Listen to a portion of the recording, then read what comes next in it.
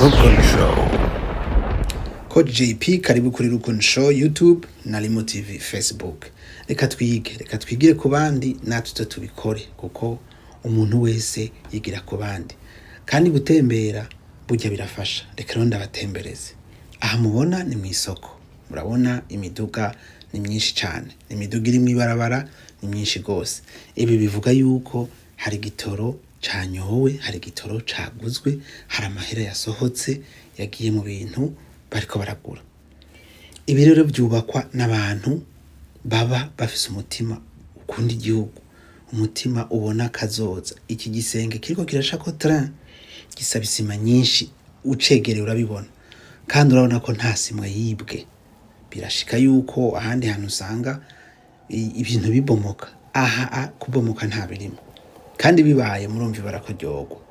Hanyuma abantu baraza muri mole bagatekana, naje nari nahishikiye, hama ukinjira ugasoma ibyo ushaka. Imiduga ni myinshi murayibona, eka aba ari umutekano udasanzwe umeze neza.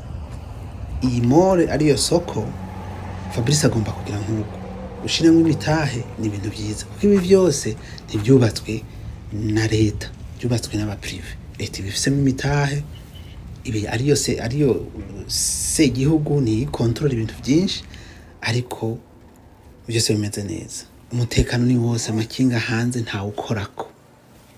Winjiye ugomba kurya sushi n'indya z'abajapone urarya, ugomba kugura itike y'indege ubwo nyene uca winjira muri flight center nta kibazo. Ikintu cyose wifuza cyose barakizanye ngaha, byose birahari. Utu tumagaze twose mubona n'ama business, n'abantu batanga akazi, n'abantu bafasha, ama pharmacy, ibiki byose birahari. Nutrition, ingene abantu bafungura, uragenda ukabaza barakubwira ingene ibintu bimeze. Aho gurira amarori byose birahari. Ibirato,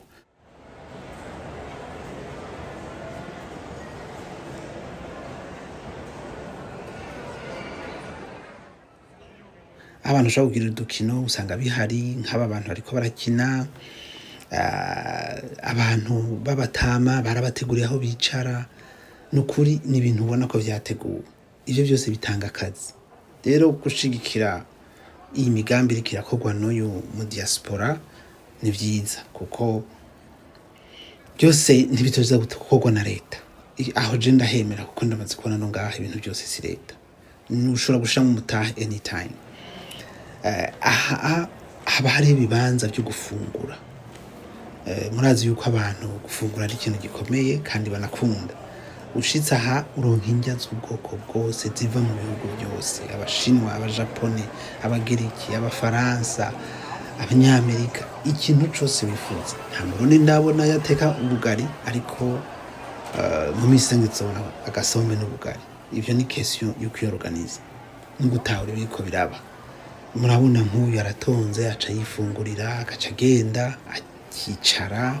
Aba nabo kuri customer service nibaza ko araba mbere, utabikunze ingi utazikunze baguha izindi cyangwa bakagusubiza amahera.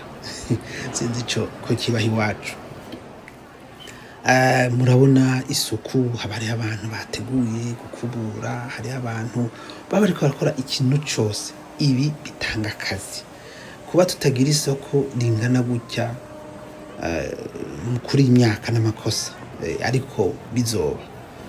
Urabona ibintu byose byarokanijwe, ni electronique, ni eka yuri kurabira uravuga uti ego kabisa. Ariko byose bihagaze ku mutima w'abantu bose bakunda ukuri, bakunda ibintu bizomara imyaka myinshi biva mu kuri. Iyo hatari ukuri ibintu ntibikunda. Iyo ibintu byose bitinjiyemo urukundo n'ukuri, ibyo bintu bibiri ni ibintu nemera kabisa. Abantu bariko baritemberera nta probleme, n'amahoro, aho ugurira ibirato ubwoko bwose ushatse. Nukuri byose namarame. Nobabwira yuko ngaha nta kibuze kabisa. Ama electronique, ikintu cyose ukeneye kiba gihari. Abantu urabona ko banyaruka bagenda kurondera utuntu twabo. Aha ni circulation de la monnaie. Bamwe hejuru abandi hasi. Aha rero kandi chaque quartier ifite ikintu nk'iki, aho ushaka isaha, ushaka ishenete, byose byarateguwe, nta kintu na kimwe ngaho ushobora kuhabura. Ariko byose ngaruka kuri ca kintu, ukuri, gukorera mu kuri. Uhejeje uca witahira, ukagenda amahoro ata n'umwe agukoma. Ari ikintu ukeneye usanze bigoranye, urafise aho ubaza, ibintu byose byarateguwe. Urabona nk'uyu mupapa asize umwana wiwe, hari ibintu yoba agiyemwo, nawe yisohokeye ashobora guhitana agakofi kari ku muryango wo gusohoka, ugaca ugenda winywera agakofi. Murumva ko aba ari ibintu bitomoye. Naho nyine hose ugiye gukomanda ni electronique, nta bintu murinda kuvugana n'abantu benshi. Ibi byuma mubona rero biraraha nyene, nta n'umwe akorako, bizeye ababanyi, bizeye abantu bose. Inzu murabona ko zisa na zimwe za Fabrice yazanye systeme, yabonye ahantu yarateruye. Pouvoir d'achat y'abantu twizere ko izokurikira, ico nico gikomeye cyane, kugira abantu bashobore kuzipanga cyangwa bashobore kuzibamwo, kuko zitezwa kubungwabungwa, kuko murazi ibigwati byubatswe hari igihe bitabandanije bisa neza nk'uko umuntu avyifuza, kuko habuze fond ituma hari abantu baza gukubura cyangwa gusiga izi nzu. Nk'izi zirashobora kumenya imyaka 20 zisa gutyo.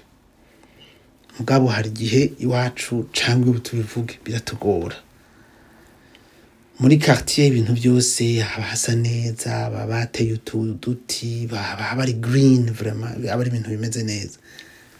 Tugaruka hahandi mu guheraheza no kuja mukora ibintu birimwo umuco, birimwo mukuri, birimwo ubwitonzi, birimwo no gukunda igihugu, kuko mu gihe bitabaye gutyo ntituzigera dutera imbere.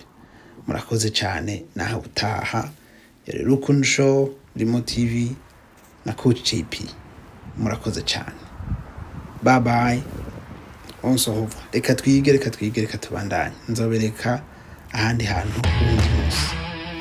Murakoze.